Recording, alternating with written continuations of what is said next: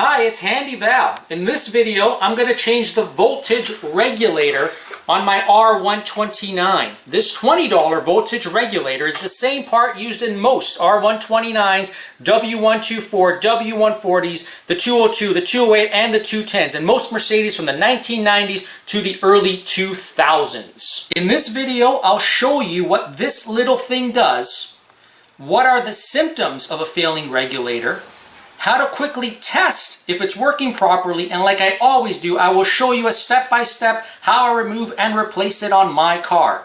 And at the very end, I'll let you know how it has changed my car's performance and whether you should change yours too. So let's get to it. A little understanding of this part goes a long way. When you turn your car on, battery power is required to get the engine running. And then once running, the belts turn the alternator, which is down here, which is like an electrical generator, and it creates power. This power is directed to keep your car running, but also that power is sent back to the battery to ensure the battery is properly charged for its next startup cycle. This voltage regulator ensures that the power from the alternator is controlled. An uncontrolled alternator can supply too much power to your car and fry a number of electronic equipment and also damage your battery. So this little guy keeps the voltage within a fine range. It regulates the voltage spilling from the alternator, and hence its name, the voltage regulator. These R129s are also fitted with an overload protection relay, which is often referred to as an OVP, that provides an additional layer of protection against surges in electricity to the car's key components. All right, that's nice to know. So what happens when it goes bad?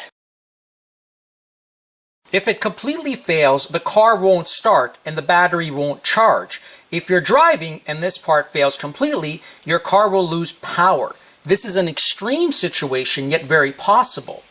But before complete failure, it will give you other hints of failure. So symptoms of a failing regulator are: it may give too much voltage than required, and this means you'll notice things like your headlights and taillights prematurely burning out. Now, I don't have this problem, but I'll show a test for this later in this video. But for now, let's keep going through these failing symptoms. 2, your instrument cluster doesn't work well. Sometimes you get flickering lights, or some of the gauges don't work well. Now, my clusters work well, but occasionally I may get a light flashing, like the seatbelt light, just for a second. Is it the voltage regulator? It could also be a poor fuse or a poor overload protection relay, but I'll find out soon enough. As I said previously, your headlights or even your interior lights dim or flicker, and it could also impact your stereo. Now, I don't have any of these problems. At your battery, you'll notice corrosion around the terminals. Now, my terminals are looking good and looked good even before I replaced the battery a year or so ago. A symptom of a failing regulator is also car performance issues and erratic car behavior, like an engine sputter, choppy acceleration or acceleration that doesn't feel smooth, or an engine that suddenly stops running. For these performance issues, the voltage regulator may be supplying intermittent power to the ignition parts or to fuel relays and pumps. Now, for my car, I think the acceleration can be better. So maybe this part could help? That's a question mark. We'll see shortly. So this part typically should last about 100,000 miles or 160,000 kilometers. However, in hot climates, say like Florida or Central America, the Middle East, they'll last less. Or in cold climates like Canada, Northern Europe, or parts of Northern Eastern Europe, they'll last less too. There are 2 ways this part fails. First, these brushes. The brush up against the inner spinnings of the alternator can wear out. And at less than about 1/4 of an inch, or 0.6 centimeters, then there is a reason for concern. Or also, you'll notice these diodes can stop working or are not working as intended. You'll see this one right there, right? Have a general look at it. I don't have complete history on my car, but I do have 200,000 kilometers. I don't know if mine is original. We'll find out soon. The replacement part here is Bosch, and it's made in Taiwan. I know some earlier versions were made in India, and I think the very original ones in the car would have been made in Germany. So let's do a few quick tests on the battery to give a general indication of the health of my old voltage regulator. When your car is off, your battery should read about 12.5 volts, so let's try mine. Now I'm using a basic multimeter, and you're going to want to put it on the voltage symbol, which is this one. And a car's battery, you know, I'm trying to measure 12.5 volts, so you put it to 20. You don't want to be at this one. This is a different type of voltage.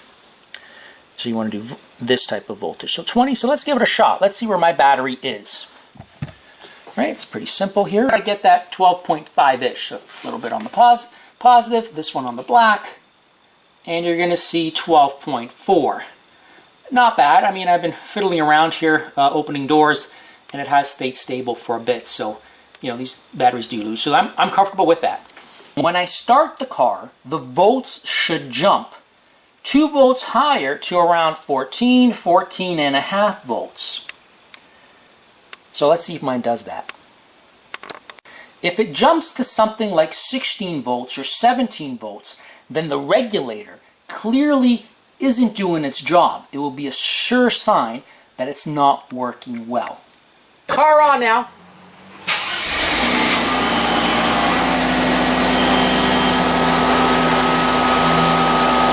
Okay, well, it's kind of in the range. It's doing its job. So next up, I'm going to replace it. Now, even though mine seems to be working, I don't really have a good sense of how big these brushes are. Will it leave me stranded? I don't know. Now, on many cars, this is a simple task where you can do it from the top and sometimes from the bottom with the car raised.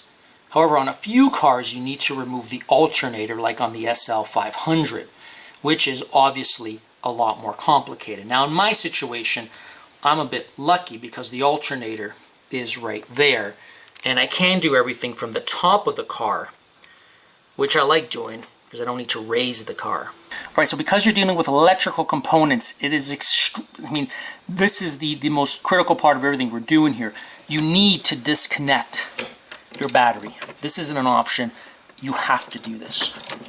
So I've kind of put this barrier here as protection here so I don't get any unintended consequences. Second precaution is to ensure your car key is with you, not inside the ignition. Again, maybe this is overkill, but it's fail safe here. All right, so this little guy, this voltage regulator, lies behind this plastic cover. Okay, this plastic cover is being held together by 3 screws. But before we even can tackle those 3 screws, we need to remove 2 cables, right? So this is a 13 mil, which is the bigger one, okay, and then there's a smaller one, I believe for the negative, that's a 7 mil. So let's remove those first. Attempt getting the first one out. This is with the 13 mil. Very difficult to kind of film down here, but kind of want to get that over. I don't know how tight it is. I got this guy out. Next I'm going to pull the wire out and kind of wrap it in some painter's tape or even some electrical tape, whatever you've got. Just trying to, again, all these are safety precautions. It's actually an 8mm that we're going to be using. Get down there, so I'm going to use one of these little extensions. A very tiny bolt. Okay, so we can see that there. We kind of just take that out, put some tape around that. There's 3 screws, once again holding the black cover part. Now, they are a Phillips. That's how one of these screws looks. Now, the other thing to note as well, I think some of the earlier M104 engines actually don't even have a cover, so this step is just for some particular models. All right, so I've got all 3 of the screws holding the plastic cover off. There's the bigger bolt. There's also a washer there that you need to take out. Okay, so looks like I got this out. You kind of got to fiddle with it, depending on how old it is. It's got these tabs over here. And you gotta kind of loosen them up and kind of try to get your hands around it. What I did is kind of with a little bit with my screwdriver flat, kind of kept pushing it out. Now, this is not, if you could actually see it here, it says this is rebuilt by an independent retailer. Not sure, rebuilder, not sure what that means, but we have success. So I'm hoping you could see it down there. Not too bad. It's got a couple of screws. Kind of fairly easy access. Let's take it out. Let's have a look. Okay, so that's one of them. So it certainly is a Phillips, and yeah, it wasn't. It's not too bad to pull out. That's for sure. Okay, so it kind of just pops out once you take that second screw out. It pops out. So let's have a look where I am here. I don't know what that is. Wow. Yeah, like it's. If you remember at the start of the video, I said this thing roughly has to be about a quarter of an inch. I mean, it's very close to that. It's probably was going to go anytime. And looking at it, it doesn't surprise me. It's not original. It's not even marked. It's probably some cheap aftermarket part that was put on. Hard to tell. So let's compare it to this. Let's compare it to the new one. Yep, so you could really tell the difference there, right? Really tell the difference. So yeah, so actually, part of me was just wondering, am I just wasting my time doing this? But wow, that was yeah, this could have left me stranded. Okay, let's put the new one in now. Now those connectors, as you could see there, the copper, that's the alternator rod there, they look fairly clean. I'm not going to attempt to clean them. However, you can try to clean them, but again, it's pretty difficult. I think if you're going underneath the car, I think you could try clean them, but I don't think you need to kind of clean them. I mean, I think just the sheer motion of once the alternator starts and rubbing against those brushes will likely automatically clean that copper piece there. All right, now with these kind of rods fully extended, it's a little bit tricky to get it in there because you have to kind of push them in while trying to put the screws in. So you're fighting things. It's a little bit difficult to kind of get to. I think if you're going from underneath the car, you don't necessarily need this. So I've created this. I'm using this little contraption. I was thinking of using a string. However, kind of one of these things works just as well. And the idea here being is that now all I need to do is, and this is how it's going to go into it, all we need to do is put these two screws in without worrying about breaking these. And then what happens is that once I've got it in there, all I need to do is snap it from here, be easy to get to with a little snippet, and then pull the whole thing out. Here I kind of cut it to make it a little bit easier for me to put it in. So, okay, so the trick here in terms of putting this guy in is, with the contraption I had created, I've got it in there right now. Obviously, with that, that plastic piece, these guys are staying in, so they're no longer interfering. You have to get this screw in first. Kind of just hang in there. It's kind of, you're kind of flying solo there, and then you kind of turn it, and you kind of got to press on it, and then you put this screw in, and you're kind of just, it's touchy-feely down there. And then once you got both of them, which I've got both of them in there right now attached, I'm going to look right now, I haven't tightened them completely, I'm going to look to break off that plastic piece. Right. Okay, so I think you can see it there, well positioned. I actually may tighten it a little further and then go to clip off that plastic piece. Okay, I'm just going to use a wire cutter now just to get in there. I'm going to need to be very careful. I'm going to need to use my mirrors here just to ensure that I just don't go in there and start snapping away at anything. I need to just only get that little plastic piece out. So there we go. We've got it out. Now, what I had to actually do to take it out, at first I'd really tightened it awfully tight. So I ended up doing the top screw. I loosened it just a little bit, right? That gave this a little bit of play and easy to yank in. Now I got to go in and tighten that top screw one more time. Okay, I think you can see it right there. Again, the two screws, you want to tighten them, but again, you don't want to use, excessive amount of force because those are just little plastic tips. And you could kind of see that those little bars that push up and down, they're certainly rubbing up against it in good form. Like, you don't want one of them kind of sticking out of the rod. That would be bad form. These look like they're in good form. So next up, let's put that plastic cover back on. What I do here with the plastic cover is I'm going to give these a light little sand, kind of clean off years of grime or rust or whatever could be on them. So once you've kind of got it set up, you know, the plastic part, it should just clip on. So I've kind of got both bolts, both kind of screws kind of popping out. Now this should just, you should hear it click by pushing this in. You can see now that I've tightened everything. I've got the even the little rubber boot wrapped on properly. I've given it a reasonably good tight fit with the wrench. I kind of did use a wrench. So I think we're good now. So now we're just going to reconnect the battery. You know, put the negative back onto the battery and give it a shot.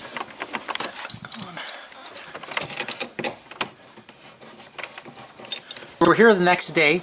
I've connected the multimeter to the volts setting, so we're seeing 12.4. Let's give this a shot when we start the car and see if we kind of, what's the new range we get with the new voltage regulator in there.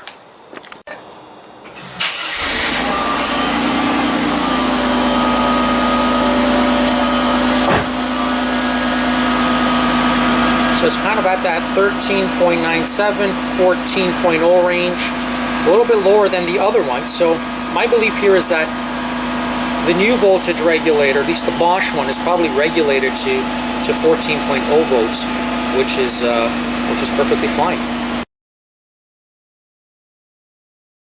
So it's been about a week now that I've had the new voltage regulator in. This is the old one I'm holding here. I've done a lot of city driving and a lot of highway driving. So what did it do for me?